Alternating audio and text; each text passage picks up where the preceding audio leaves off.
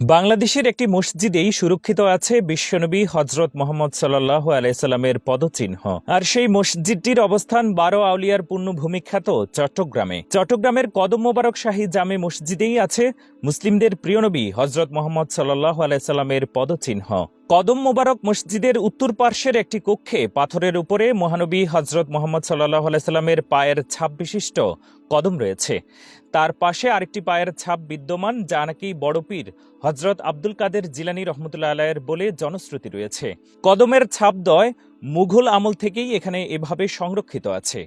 এক পদচিহ্ন বরাবরে বাংলায় লেখা রয়েছে, সরোয়ারে কায়নাত হজরত মোহাম্মদ মুস্তফা সাল্লাল্লাহু আলাইহি সাল্লামের কদম মোবারক।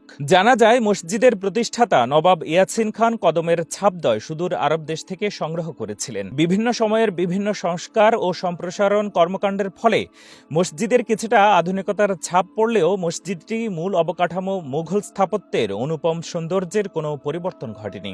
আদিকাল থেকেই ধর্মীয় তীর্থস্থান হিসেবে কদম মোবারক মসজিদের বিশেষ গুরুত্ব রয়েছে। এই মসজিদ তার অতীত ঐতিহ্যকে ধারণ করে আজও টিকে আছে।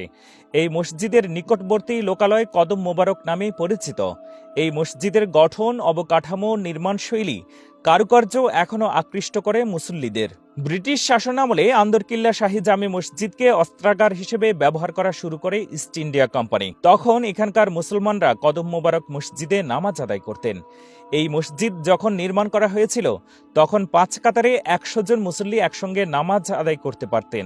বর্তমানে মসজিদটি সম্প্রসারণ করায় এখানে একসঙ্গে 1000 মুসল্লি নামাজ আদায় করতে পারেন। মুঘল ফৌজদার ইয়াসিন খান কর্তৃক এই মসজিদ নির্মিত হয়। মুঘল শাসকরা মগ এবং পর্তুগিজদের হাত থেকে চট্টগ্রামকে মুক্ত করে মুঘল শাসন প্রতিষ্ঠার পর তাদের বিজয়ের নিদর্শনস্বরূপ বহু মসজিদ নির্মাণ করেন। এমনই এক মসজিদ কদম মোবারক শাহী জামে মসজিদ। মসজিদের মূল কক্ষে রক্ষিত এক শিলাখণ্ডে হজরত মোহাম্মদ সাল্লাল্লাহু আলাইহি সাল্লামের এক জোড়া পবিত্র পদচিহ্ন থেকে এই মসজিদের নামকরণ করা হয়। এই উৎকীর্ণ শিলালিপি থেকে জানা যায় মোহাম্মদ ইয়াসিন নামে এক স্থানীয় ফৌজদার মুঘল সম্রাট মোহাম্মদ শাহের শাসনামলে 1156 হিজরিতে এই মসজিদ নির্মাণ করেন। তিনি নিজস্ব খরচে চট্টগ্রাম শহরের প্রাণকেন্দ্র চেরাগীর পাহাড় এলাকায় এই মসজিদ নির্মাণের উদ্যোগ গ্রহণ করেন। 1719 থেকে 1723 সাল পর্যন্ত দীর্ঘ 4 বছরে মসজিদের নির্মাণ কাজ সমাপ্ত হয়।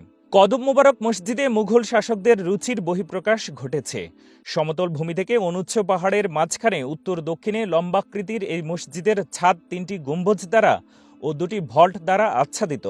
4 কোণে রয়েছে 3 স্তর বিশিষ্ট অষ্টভুজী মিনার বা বুরুজ। এই মিনারগুলির প্রতিটির শীর্ষে রয়েছে ক্ষুদ্র গম্বুজ ও তারও শীর্ষে গোলাকার শীর্ষালঙ্করণ। এছাড়া মসজিদের সামনের দেয়ালের মাঝখানের দরজার দুপাশে 2টি সরু মিনার রয়েছে। আয়তাকার এই মসজিদের মূল কক্ষের উত্তর ও দক্ষিণ দিকে রয়েছে 1টি করে পার্শ্বকক্ষ।